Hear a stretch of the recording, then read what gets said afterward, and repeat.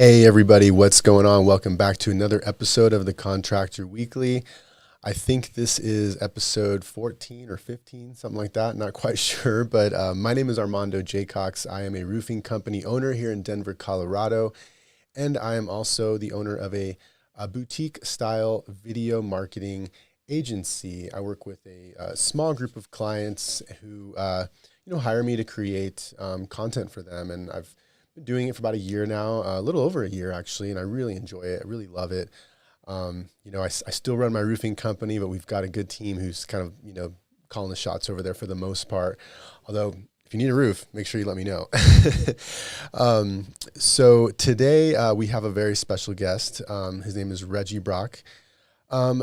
I'm really excited about this one in particular because we did a podcast together that was very unique. It was different than any of the podcasts I've done, because we got into some other topics that Reggie has been starting to kind of touch on, and we kind of went a little more in depth with some of those topics. And I'm going to kind of let him explain what he's kind of what he's kind of encountering in his experience as an industry, as a roofing industry veteran. Although the kind of topics that we've touched on in terms of personal discovery, we both kind of were learning this word personal discovery rather than personal development is, it kind of goes beyond roofing even and contracting and construction.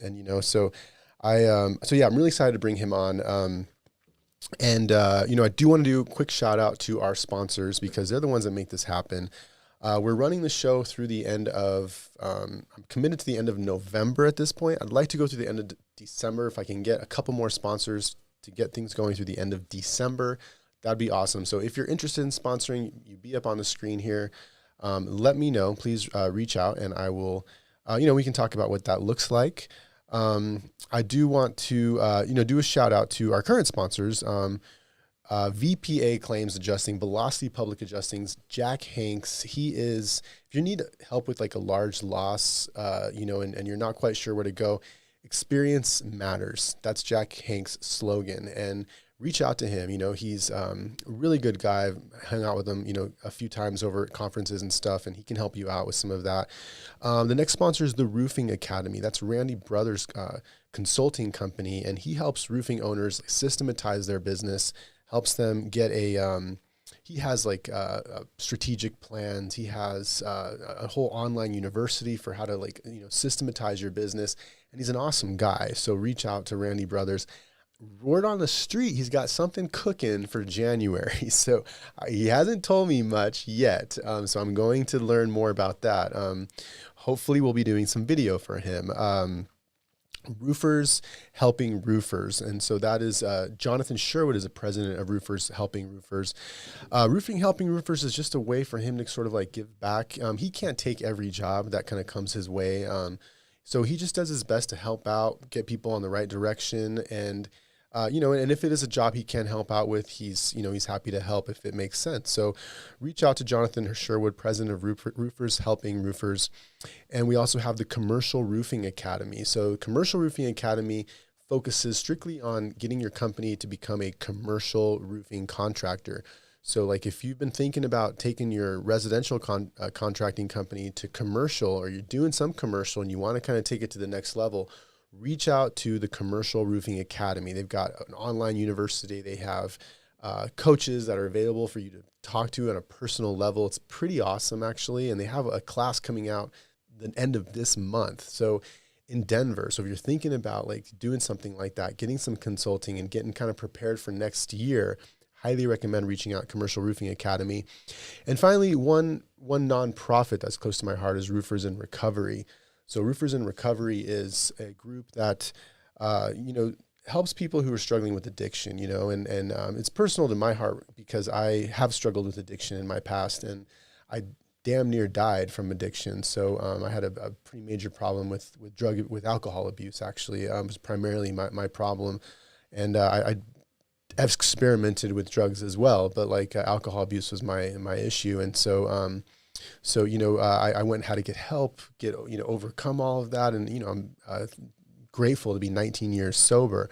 I'm not a saint by any means. I got all kinds of problems, but I'm still sober, and that's probably the most important thing that I have in my life. So with that being said, let's bring on Reggie. Let's see if we can make this work. We're going to, let's just bring him straight on, dude. Yeah, let's just bring him straight on. Okay, Reggie, can you hear me? I can. Can you hear me? Yes, sir. I can hear you. We're going to bring you on the screen here. We want to make sure we got sound. How are we doing with sound? You think you can pretty much hear him? Yeah. Okay. We've got sound running, and we have Reggie on the screen. I can see you now. Reggie, how are you? Good, buddy. How are you? Good, good. Hey, thanks for coming on the show. Really appreciate it. Now, I need to make a couple quick announcements here before we get started. First of all, you're probably going to hear some power tools outside. And it just so happened this was the perfect time for them to clean the yard. And my neighbor obviously got up this morning and thought some remodeling was in order. So if you hear that banging, I apologize in advance. But the biggest thing I want to do, I was listening to your great podcast the other day with Jonathan Sherwood, and you said something that I need to correct. And you may not know what I'm about to say, but here it goes. Even though I was raised Pentecostal, we did not, and I repeat, we did not handle snakes. So, you kind of alluded to that. Some Pentecostals do that, but for the sake of my dad and my family who's in it, we never handled snakes. So besides that, I'm good, and I'm happy to be with you today. Thank you for that clarification. That's the one thing that's hard with all this, with podcasting and with having an internet presence really is, and I'm 100% guilty of this. I put my foot in my mouth a lot. But you know what? I just go ahead and I take those chances to do it, because the bigger picture is bigger, with that, a couple weeks ago, I told you about Heather Hitchcock, and she came on and told her story. I had met her in person. She was a very professional presence. I would have never guessed in a million years that she was in a jail cell begging God to save her life. You know what I mean?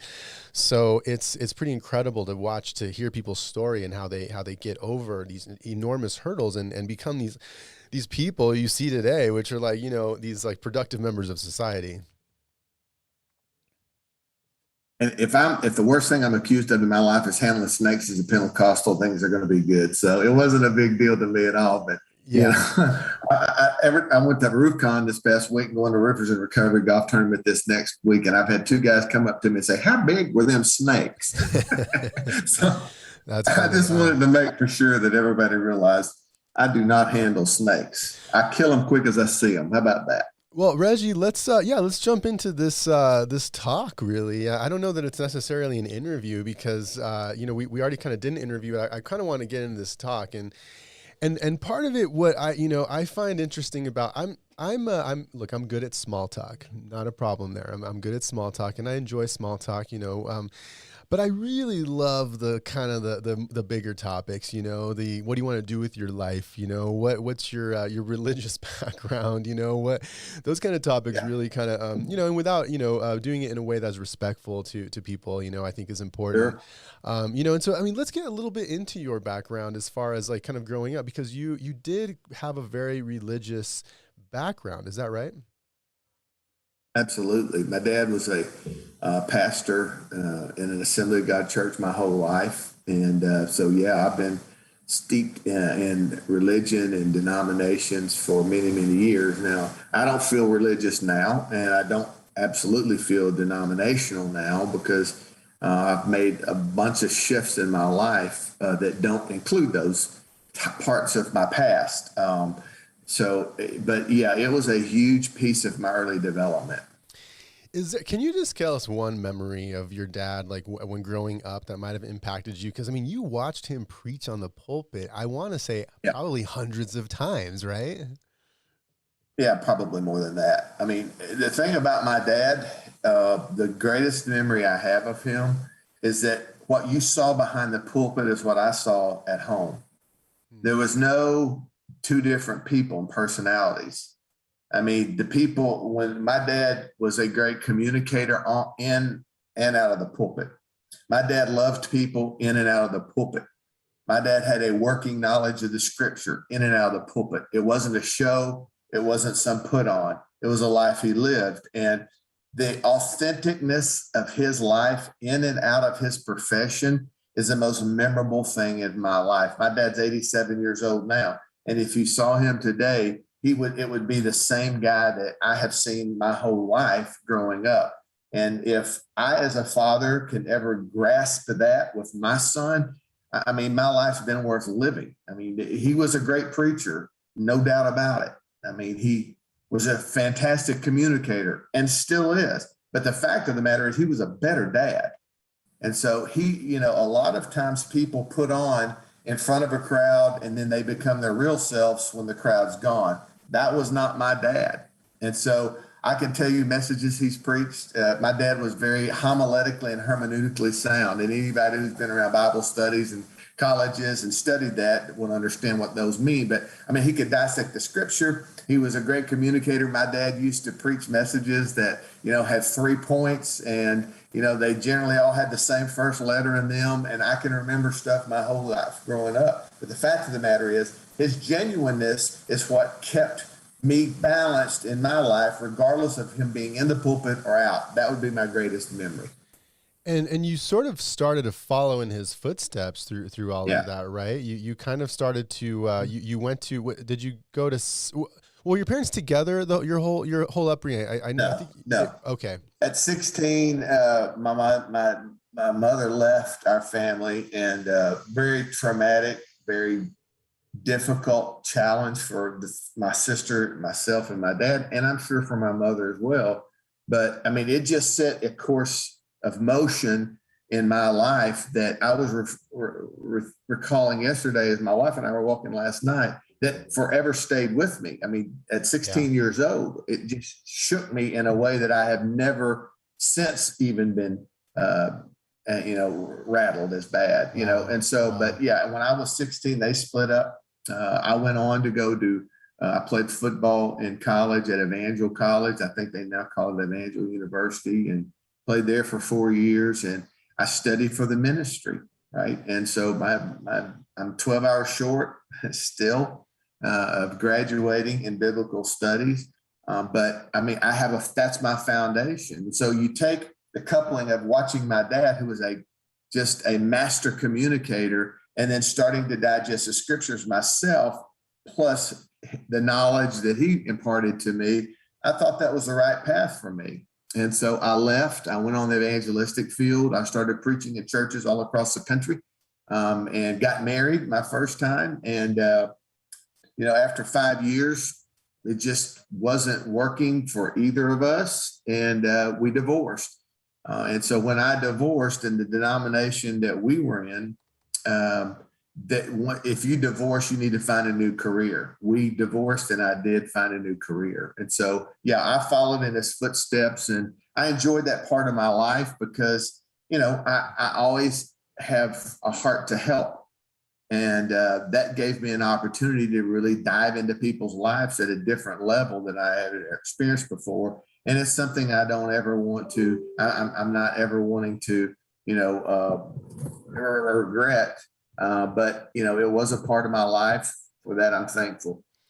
So you kind of, had I mean, gosh, you were young and got married. You kind of went through all of that. You didn't have any children with your first marriage, right? Did not. Okay. Yeah. No children there. And then you kind of, things didn't work out. You moved on, and then you kind of went through a complete reinventing of yourself. It sounds like, which you sort of like moved on from preaching and from that sort of career path, and you went into a completely different career path, right? Can you start kind of walking us through what that next career, that next chapter in your life was? Yeah, I was in the insurance business for 26 years. So I did everything from, selling insurance to individuals, not really individuals. We did more group sales. So we sell voluntary products, to working with an MRP. I had my adjuster's license. So for 26 years, I really threw myself deeply into understanding that industry. Which led me to an opportunity later in life with roofing. But Yeah, I spent 26 years there. It was a tough, I mean, you asked me this before, and I do, I had success. I was making great money, but I was missing a lot of the important things in my life, which at that time, and still is today, my wife and son. And I just got exhausted with it. Plus, the group that I was working with made some really goofy decisions, I felt like, and it cost everybody kind of our place in life at that time. So that was, probably from a career perspective, the worst thing that's ever happened to me financially and in every other way. So once again, I had to reinvent myself again. Man, okay, so that's what I know. You kind of like you touch on, starting over at 50, and you're like, oh, it doesn't matter how old I was, but I mean, I'm 43. I'm turning 44 literally this Friday, so I can kind of, I'm like that much closer to 50. It's weird, right? Like aging in general is so weird, because it feels like just yesterday I was in my 20s, and so. But you kind of went through an entire, the next second chapter of your life, this whole career in insurance. You you started entry level, I'm guessing, right? And you made your way all the way to sort of like an executive level. Is that right? Right. Correct. Yeah. And so I was setting offices all across the country for one major carrier. And, I had a really great job and worked with great people, but there was cost associated with it. And so one of the things about me that I have always, I'm not going to say been proud of, but it's because it's a survival technique, is I have had to remake myself before the next one doesn't scare me any more than the first one did. It's just kind of a part of my DNA. If I get myself in a place, whether I caused it or somebody else caused it, I'm not going to stay down long. I'm going to get myself back up and find something that I can do to take care of the responsibilities I have as a husband, as a father, and as an employee, or as an entrepreneur, or whatever it may be. And so 50 to me was no different than when I had to start, when I had to start over probably at age 23 or so, from getting out of the ministry and into insurance. It was just, okay, this is what it is. And I don't have time to sit around and,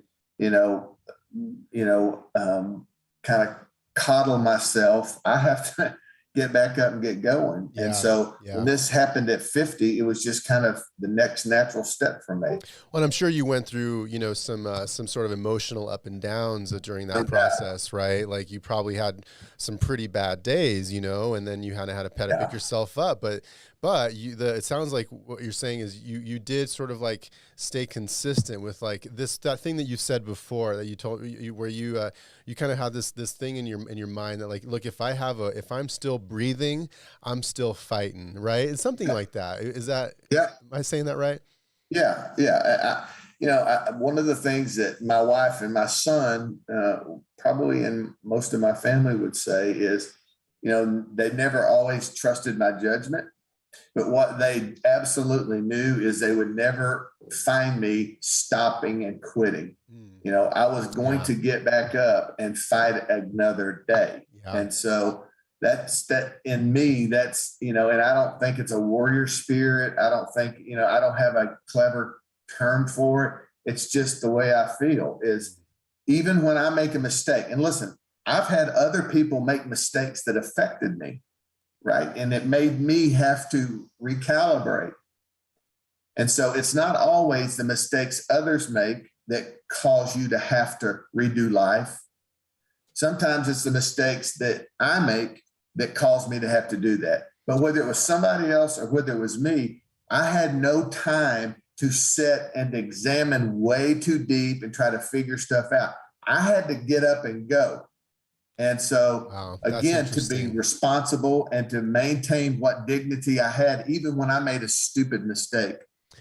Well, we hear it in the roofing industry all the time, right? Of like people saying, I got screwed, and it's like you kind of hear it's almost like a rite of passage in the roofing industry, right? Like if you don't have the I got screwed story, you really haven't been in it long enough, right? But what you're kind of saying is like, and I've heard this from a couple other people that I've talked to before as well, is like you really can't get screwed, even if someone else made mistakes that kind of, hurt you, you can still take responsibility for your own decisions. And a friend of mine, Justin, he kind of said, when he felt that he had gotten screwed, he's like, when I realized that I made that decision to get involved with this person in business, and me sort of like having the consequences of what happened to deal with all of that was my choice. It was I brought it upon myself, and now I have to deal with it. And that's a very empowering posture, right? Would you agree? Yeah, I mean, I think it's empowering, but I think sometimes we spend too much time comparing war stories. Who screwed who ripped me off, the fact of the matter is, it's not just roofing, it happens in general. But I flip the script and I say to myself, just to me, okay, I have been screwed, but I've screwed other people too. Right. And so the counterbalance to me is, what do I do next? If I've done it or somebody's done it to me, I mean, it's worth thinking about and memorializing, but really you got to move on. And that's easier said than done. Look, dude, I had to get up and go, and I felt depressed. I felt anxiety. I felt stress of not being able to pay bills. But the fact of the matter is, who to blame didn't matter at that point.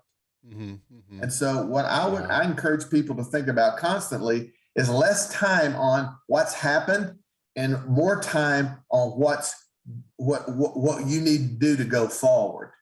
Again, easier said than done. But I'm a prime.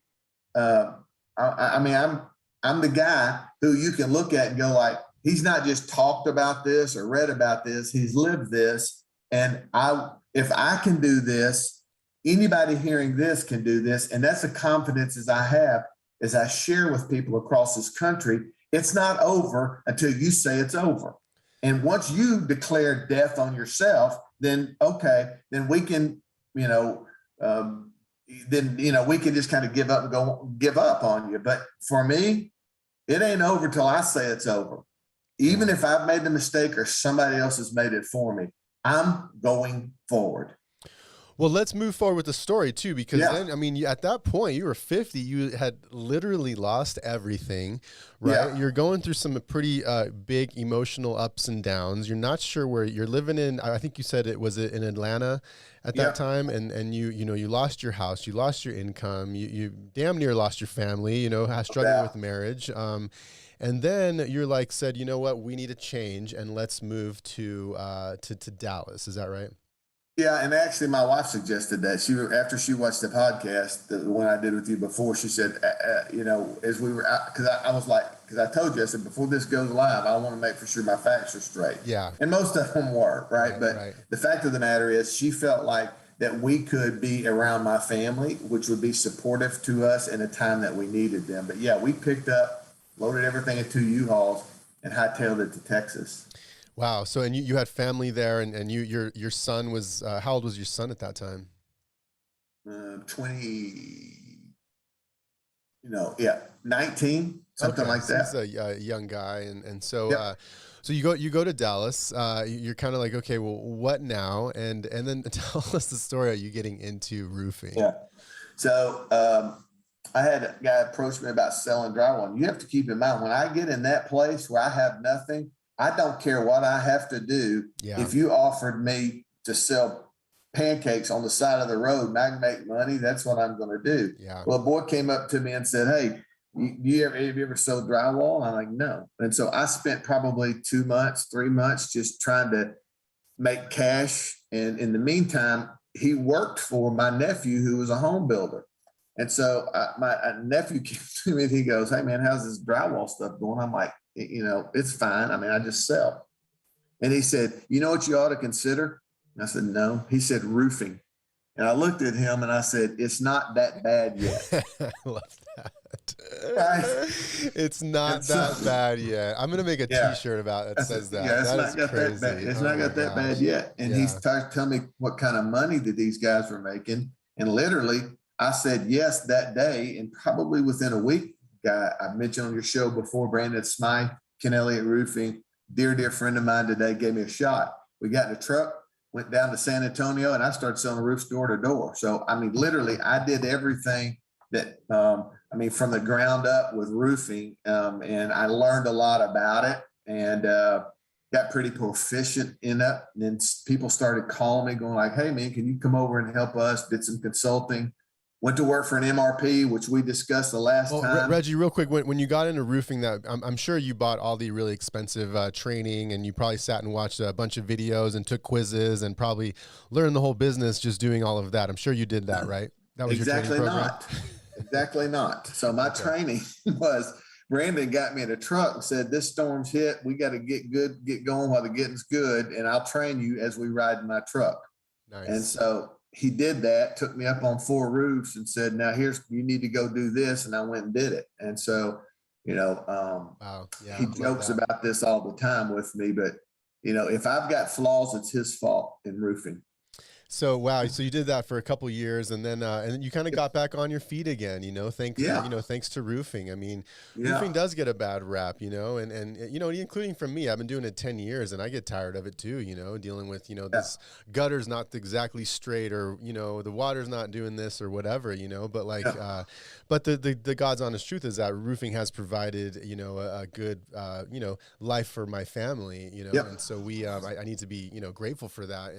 And that sounds like that's what helped with you as well. You kind of got you back on your feet. You had started having a good life over in Dallas, started going out to eat a lot, maybe, or not eat again, because you were probably times were tight, right? You weren't really, you were kind of tightening the belt and all that. I mean, we were on a cash budget. I mean, we had money in envelopes that I put every week. My wife put every week in envelopes. And, when it was gone, we quit spending. It was, we were that disciplined to recovery. Yeah. That's awesome. And what happened after that? So you did roofing a bit for a couple of years, got back on your feet, and then you started getting some calls from guys going. I mean, my deal was I really understood kind of how an insurance policy was built. In particular, I was really good at selling and getting deductibles. And so guys started calling me about coming and doing some training. And so I did that for a couple, 3 years, and it went well. And then I got a call to go to work, and we talked a lot about this and before, to go to work at Matsky. And I did for 3 years there. In a nutshell, I learned a lot. I'm very grateful for that time. I still get calls today from people asking me about. I was literally on a call this morning from a guy asking me about. So we did talk about this, and this is a hot topic, in our industry, as you know, which is the managed repair program, and it is on the podcast. I think we went just keep in mind the audience, Reggie, is different on the Facebook live stream. Is a little different than the podcasting audience. I just didn't want to bore you. No, not at all. Because I am quite fascinated with MRPs. Okay, that's one thing that I don't know. I'm wondering if it's going to be the future of the industry. And for people who might be listening, MRPs are managed repair programs. So these are sort of like companies who partner with insurance companies and with contractors and sort of bring them together to help get the customer taken care of with their claim and getting their home restored. That's the basic idea of an MRP, right? And all of them have different varieties, but they're kind of the intermediaries between the carrier and the policyholder. And what they try to do is coordinate the requirement of repair or replacement, right? And so they generally will gather good contractors up across the country, and they will put them in their networks. And when claims come, the contractors are given the opportunity to run the claims. And again, all of them have different variations. Yeah. And so, it's a mixed bag, right? It's such a sort of controversial subject, I guess you could say, in roofing, because some of them are fantastic. Some contractors do really well with it. Some contractors don't do as well with it, and it's just sort of a pretty big mixed bag of things kind of going on there. And who's right? Who knows? It's probably somewhere in the middle. I have heard of some MRPs that are fantastic. I know companies here in Denver that are strictly MRP based, and they are very large companies with who do pretty well, and so and then I've heard of companies who who just who can't keep up with it because the margins are too thin. So, it's such a mixed bag, right? I mean, Yeah. and to anybody listening, they're thinking about MRP. I mean, so we can just kind of, get this topic out of the way and move on. As far as MRPs, I mean, what would you advise a contractor as far as MRPs? The first thing is I don't think that MRPs are going away. Okay. I think the basis of appeal to a carrier to build a contractor network is to create map coverage, is what I call it, or zip code coverage. So I think if and when, and I'm not saying that contractors should, but if and when more contractors get involved in MRPs, then more and more claims will come through the MRP to the contractor. And so that's the first thing. The second thing, so as they expand coverage and, meaning contractors in specific areas, there's going to be more claims distributed to those contractors through the MRPs. The second thing is you're going to see more and more MRPs grow. I mean, get in the business, so to speak. Okay. You're going to see it happening. It's happening right now. Yeah. I'm in conversations with some guys asking me just, hey man, what do you think about this, this, and this?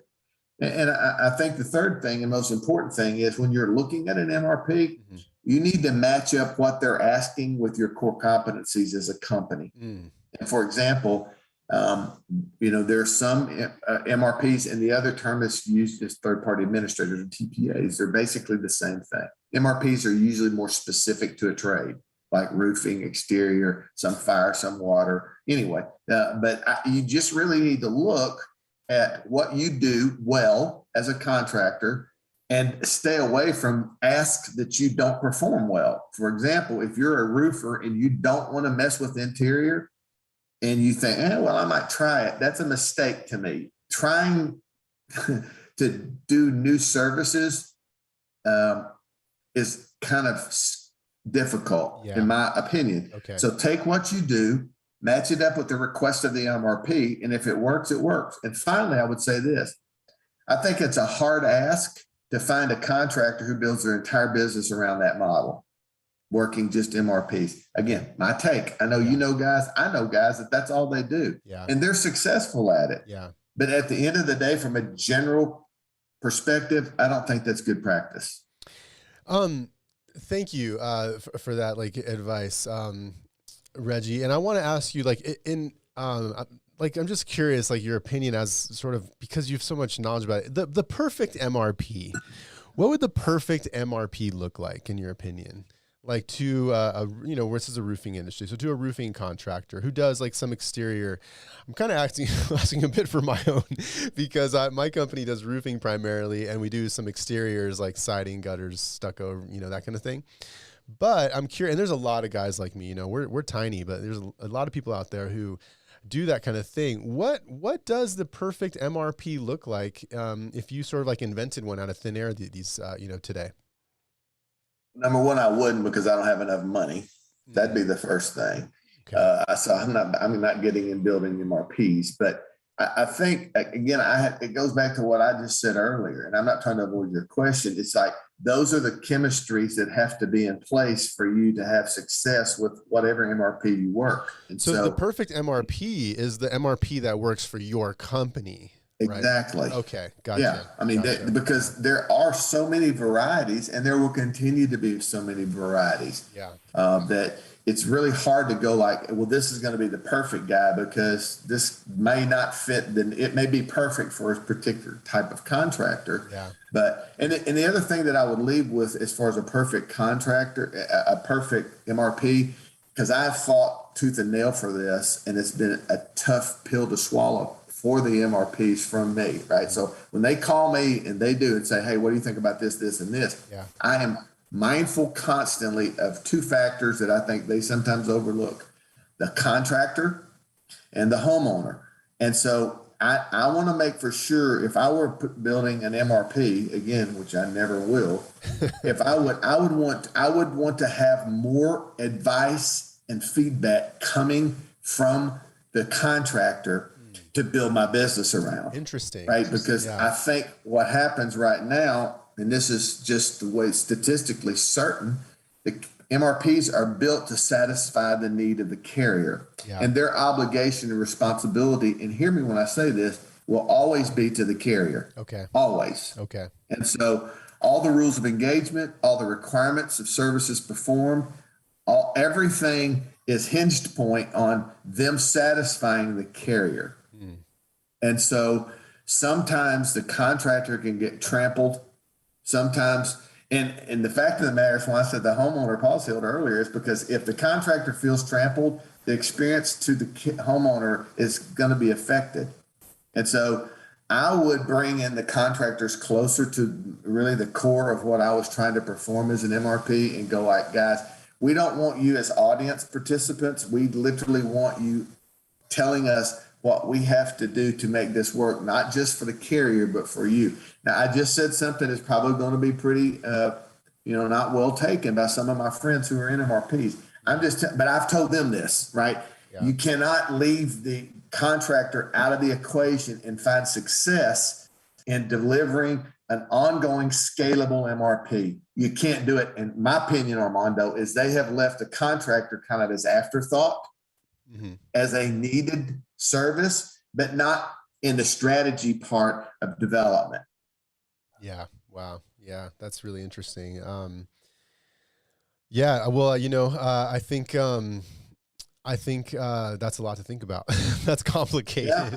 I mean, MRPs are complicated, right? Well, yeah, I mean, let's move on from there. I mean, you did a pretty big stint with MRP and that kind of thing. And then, and I think the other thing that's interesting with you too is you've always been a video person. I know one of the first experiences I had from you probably didn't realize, I got some kind of email somewhere and here you are in an email, in a video, like, who is this guy? And you were kind of like, I kind of kid around, you were like floating on like in a background, and like there was a white background, and we call it cyclone walls. You were like on a cyclone wall or something. Maybe it was a green screen. They put a white background and you're just kind of floating there, like your whole body and like talking. And it was pretty. I was in the Holy of Holies, dude. What do you expect? It was like that. Yeah. And I was listening, and you were talking about at insurance. At Mad Scott and at Genesis, I kind of was that was my role. I mean, I just exposed our message, and we did it by video. And so I've literally, and I told you this last time, I've had people come up to me at conference going like, "Hey, I get it. Is there any? I see you more than I see my family on video. So could you please unsubscribe me to," and I'm like, "No, but you can unsubscribe me." So yeah, I was out there a bunch.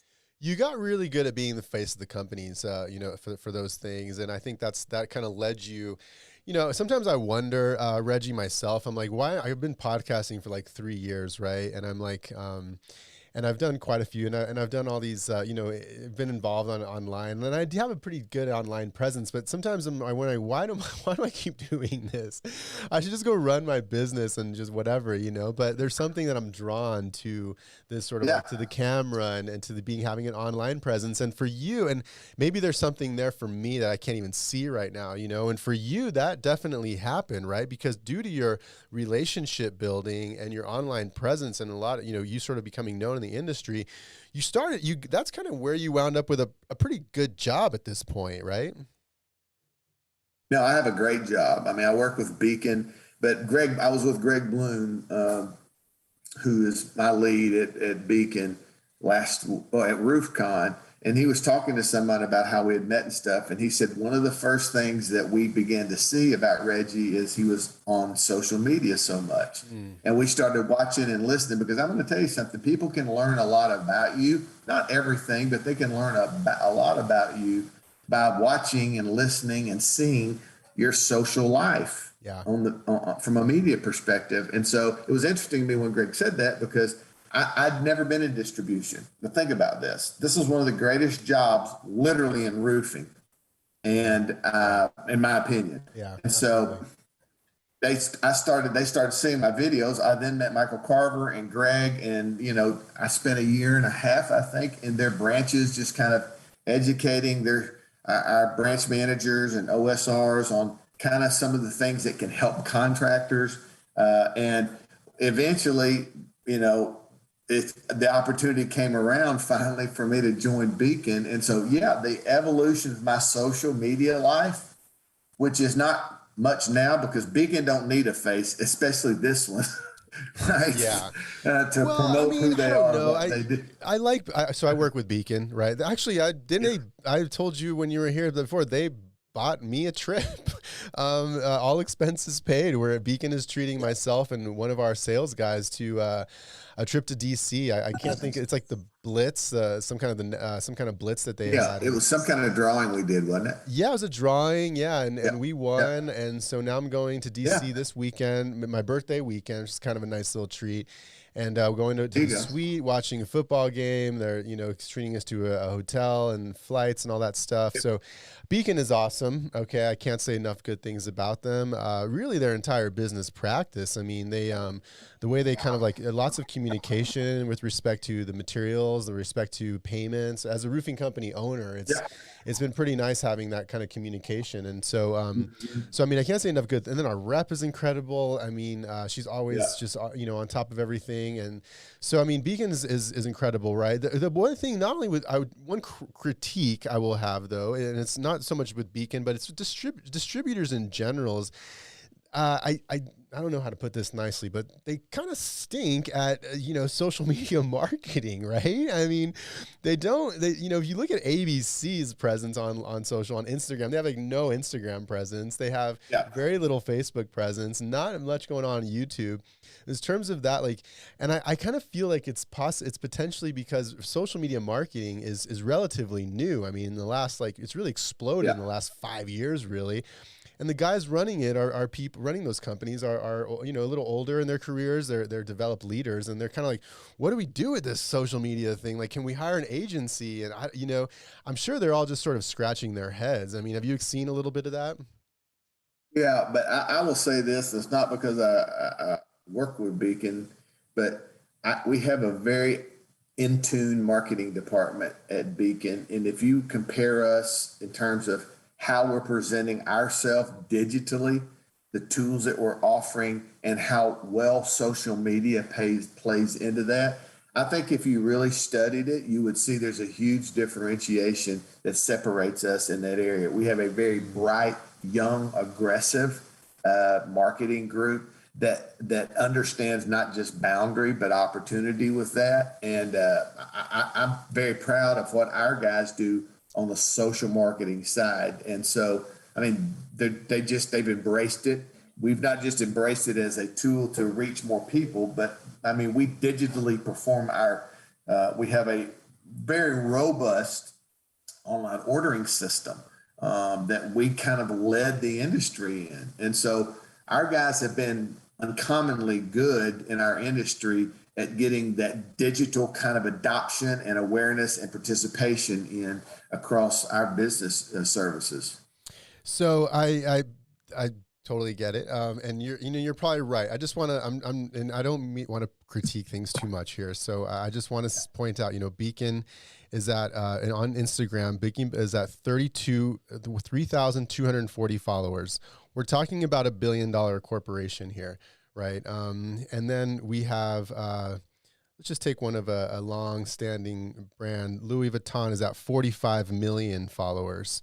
If we take a 45 million, and so yeah, that's kind of what I'm referring to, Reggie. Is like, and if I look at their Instagram, I mean, it's okay, and they did do that game, the winner, and I'm not trying to knock them. I love them. I mean, they. Taking me to, they actually tagged me in here. I didn't even see it.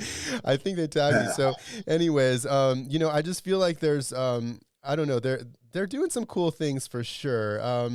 There's just some room for improvement there. I think not only with them, but all the distribution and all of us, really, right? Yeah, no doubt. So, with that being said, I really appreciate you coming on the show. I do. You have. I think Beacon should, whatever ideas you have kind of going on, you've mentioned to me that you feel like I'm onto something. I think Beacon, I think you are too, personally, Reggie, and I want to encourage you to keep putting yourself out there. And I mean, one thing with the one thing that I really kind of took away from that podcast that we did is how you do you feel that people, show the world the 10%, the top 10% of who they are, right? And what the real substance in people and the real room for growth is in the bottom 90% of people, right? Can you tell us a little bit more about that before we kind of close things out? This is probably chapter 4. This is the reinvention. This is the new reinvention for me in terms of my thinking, because, we've talked a lot today about changes. And so one of the things that I'm constantly mindful of is, and you hear a lot of talk about, is self-improvement. So I hear people talk about getting better and selling more and, all this top line or visible opportunities that we need to maximize. And that's all great. But it dawned on me recently that if I've got things in my life that I don't like, why do I want to improve on them? Right. And so I started thinking, what are those things that are really inhibiting me? And really the two primary things that mattered to me was that what are the inhibitors in me that are keeping me from reaching my full potential and my full level of potency? And potency just simply means the power to influence. What are those things that are holding me down? So real quickly, let me tell you what chapter 4 for me looks like. And that's this. I found out in discovering, if I want to fully improve, I better learn to fully discover what's inhibiting me. And there's really two sides of me that going back to what you talked about, that's an iceberg analogy. And I'll use that as I talk about this for a minute. But the fact of the matter is, we've got two sides of us. One is the superficial self, right, which everybody sees. Everybody likes or dislikes. It's the visual part of us. It's the things we do, the things we say, the commitments in life that we keep or don't keep. It's just things that everybody can see. But then there's and I didn't make this up, I wished I had, but there's a study on what they call the shadow self, right? So you've got the superficial self, which is seen by everybody.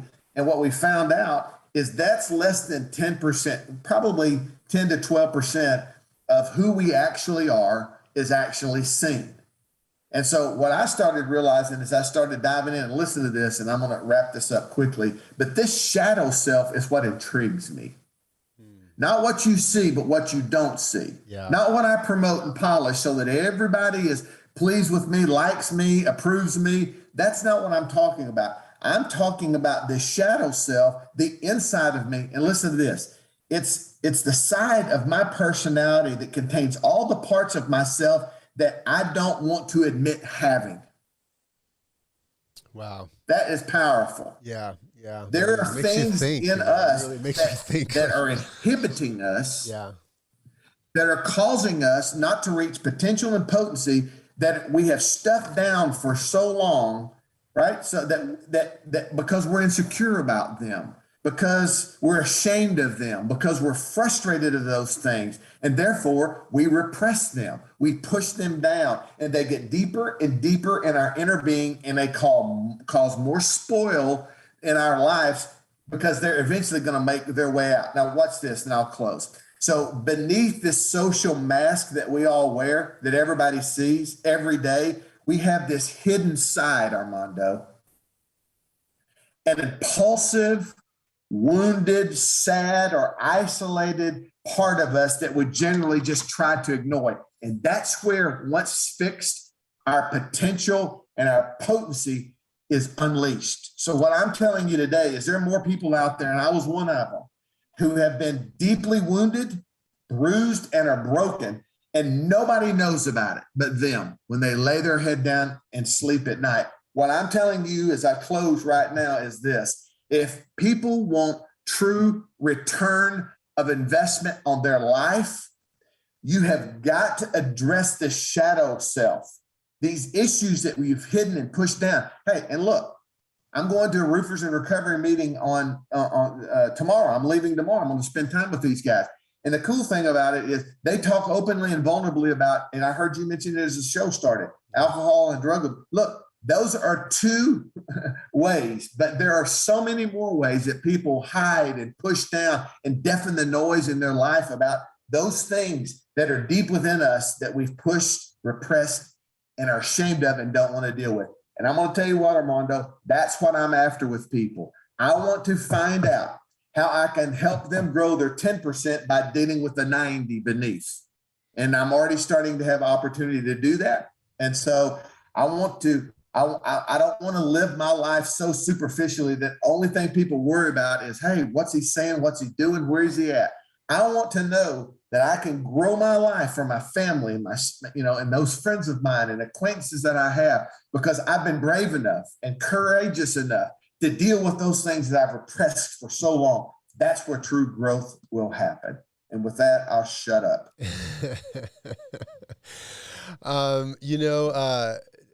Reggie, I just got done coming to Vegas. I brought our cinematographer there because I was going to do some work, and we went to a trade show, and we were going to do some video there, and that kind of thing.